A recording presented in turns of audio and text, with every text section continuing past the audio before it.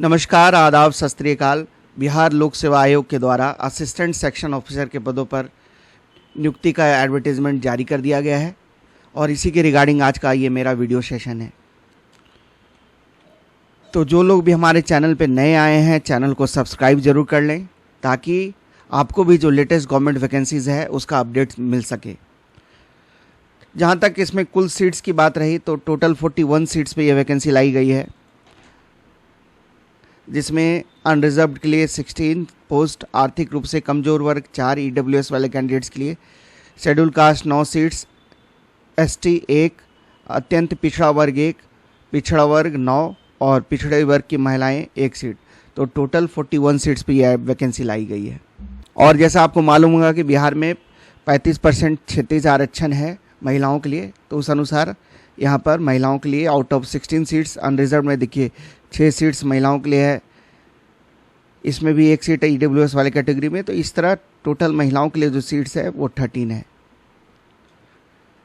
Overall vacancy आपकी 41 है। तो ये आप मत सोचें कि वैकेंसी बहुत कम आई है तो इस फॉर्म को भरने से क्या फ़ायदा। आप सोचें कि आपको बस 1 सीट चाहिए, बाकी 40 आप दूसरे के लिए दे दीजिए। तो चलिए अब हम जानते हैं कि क्या वेतनमान मिलने जा रहा है आपको। लेवल 7 की सैलरी है, बहुत ही अच्छी सैलरी। बेसिक इसका आपका 44,900 से स्टार्ट होगा। इसके अलावा आपको dearness allowance, HRA, transport allowance, ये सारी फैसिलिटीज़ मिलेगी, मेडिकल अलाउंस।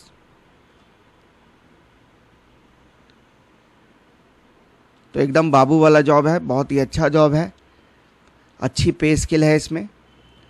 और क्वालिफ़िकेशन की अगर बात करें तो कोई भी ग्रेजुएट कैंडिडेट इसमें फॉर्म भर सकता है, बस आपको स्नातक डिग्री होनी चाहिए। और लास्ट डेट जो है फॉर्म भरने का, उस डेट तक आपके पास आपकी डिग्री होनी चाहिए, ये साफ साफ मेंशन्ड है।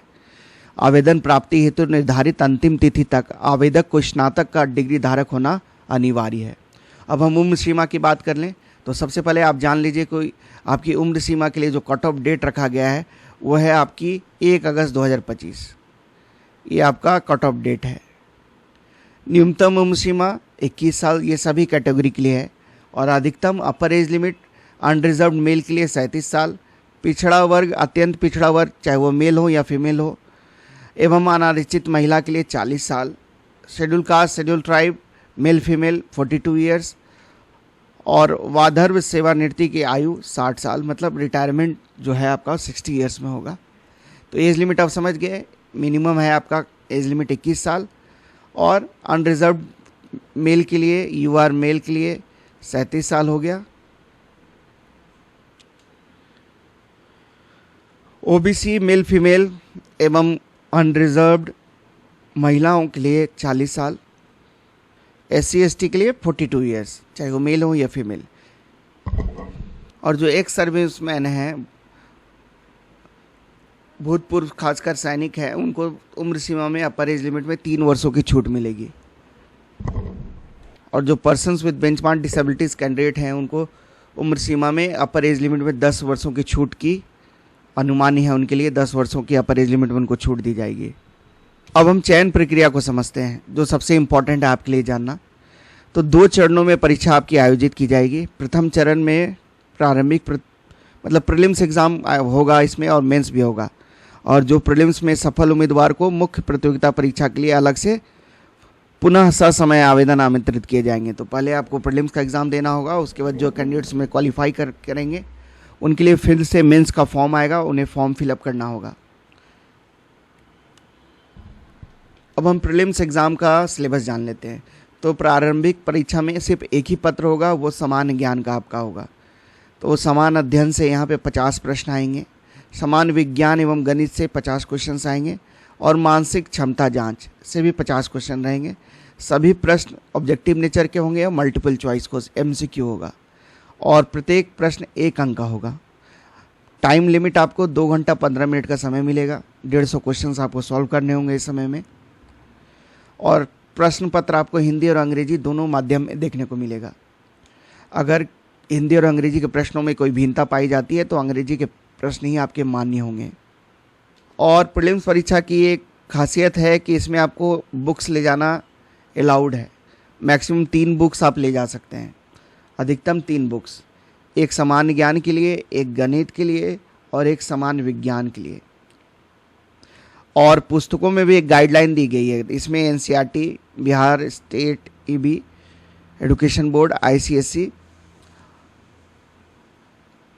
के टेक्स्ट बुक ही मान्य होंगे। मतलब कोई गाइड बुक आप नहीं ले जा सकते हैं, ना ही कोई जीरोक्स फोटोकॉपी, ना ही कोई हस्तलिखित आपका खुद का लिखा हुआ नोट्स।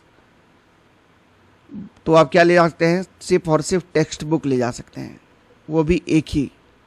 एक आप जीके के लिए ले जा सकते हैं, एक सामान्य विज्ञान एवं गणित के लिए और एक मानसिक क्षमता जांच के लिए। एक सामान्य ज्ञान, एक गणित और एक सामान्य विज्ञान के लिए।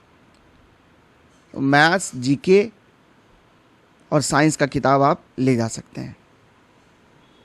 और अपना बुक जो भी आप ले जाएंगे उसमें अपना नाम एवं रोल नंबर उसमें लिखने आपका अनिवार्य होगा। और परीक्षा भवन में पुस्तकों का आदान प्रदान पूर्णतः वर्जित होगा। आप ये नहीं कि अपने बगल वाले से पुस्तक मांग सकते हैं, ये सारी चीज़ें आप नहीं करेंगे।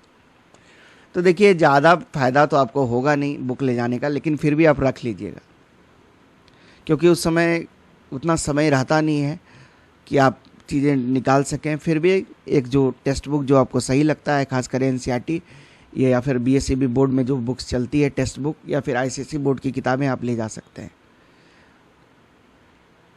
समान अध्ययन का अब हम सिलेबस देख लें तो वही आपका समसामयिक विषय रहेगा, भारत एवं उसके पड़ोसी देश रहेगा, हिस्ट्री, ज्योग्राफी, पॉलिटी, इकोनॉमिक्स, ये सारी चीज़ें इसमें रहेगी।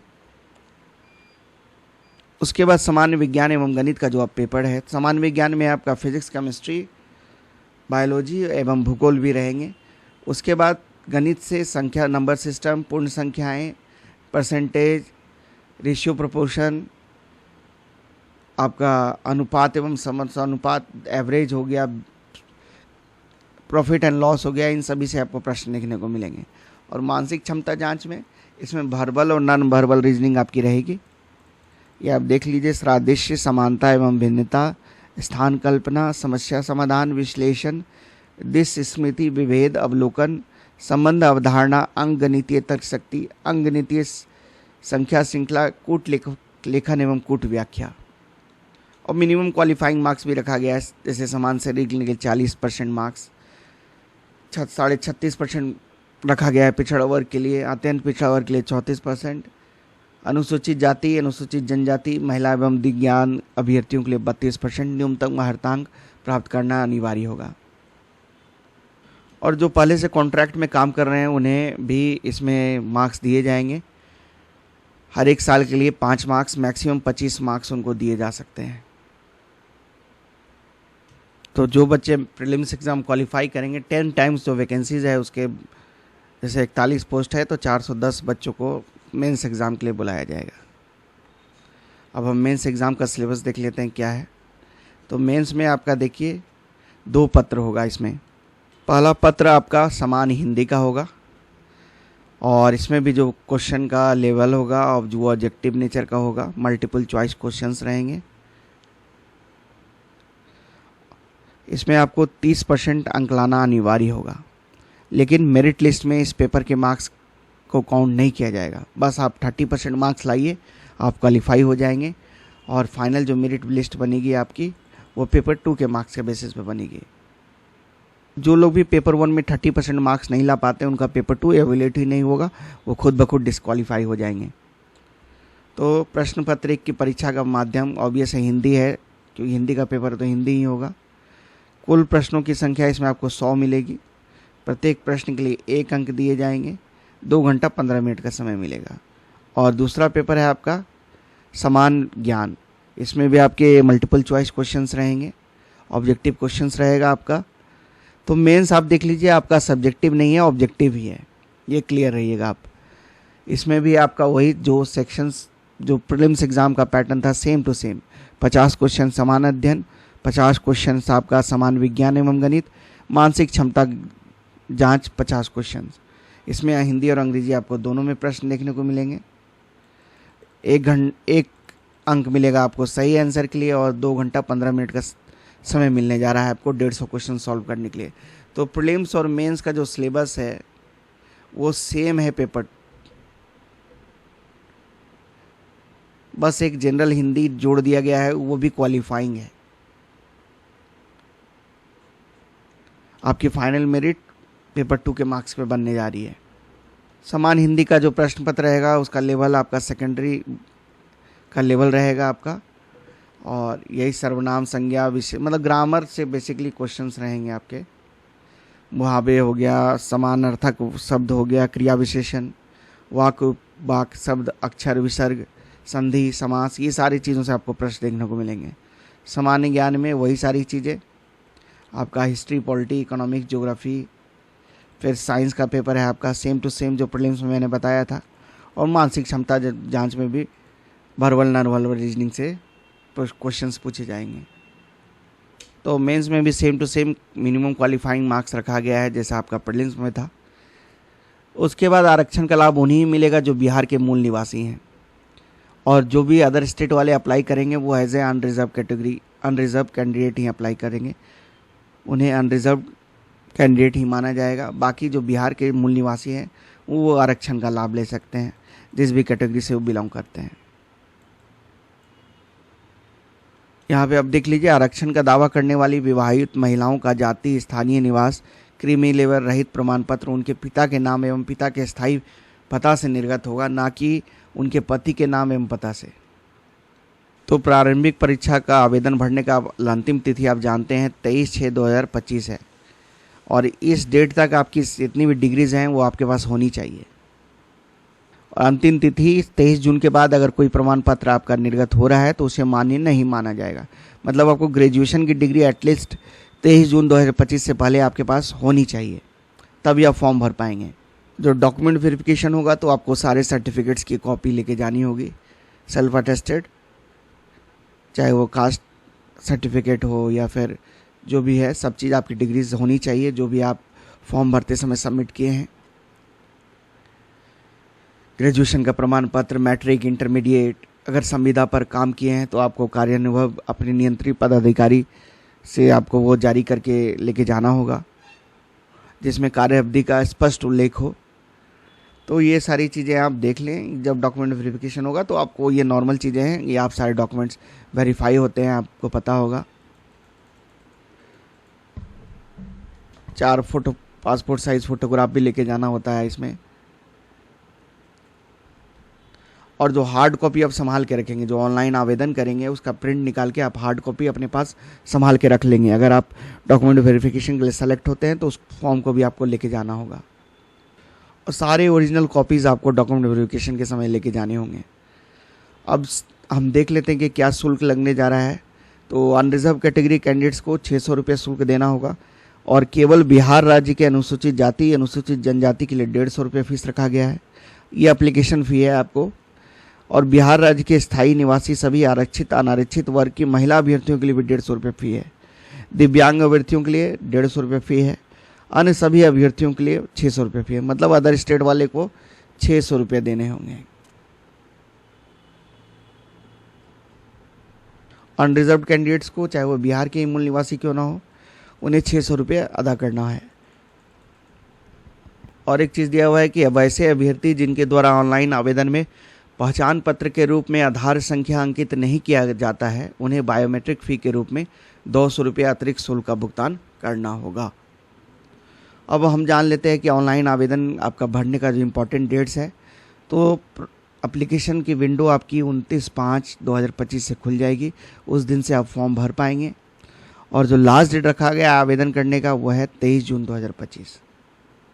और फॉर्म भरने के बाद आपको कोई हार्ड कॉपी आयोग कार्यालय में, बीपीएससी के कार्यालय में भेजने की आवश्यकता नहीं है, सिर्फ आपको ऑनलाइन फॉर्म भरना है। बट जो हार्ड कॉपी रहेगा उसका प्रिंट आउट लेके रख लीजिएगा, जब आप डॉक्यूमेंट वेरिफिकेशन के समय जाएंगे तो उस समय आपको इसकी ज़रूरत पड़ेगी। तो जो भी आप एप्लीकेशन फॉर्म भरने समय आप अपने डॉक्यूमेंट्स अपलोड करेंगे वो सारे की जांच होगी डॉक्यूमेंट वेरिफिकेशन के समय। तो आप सही सारा डॉक्यूमेंट्स अपलोड करेंगे।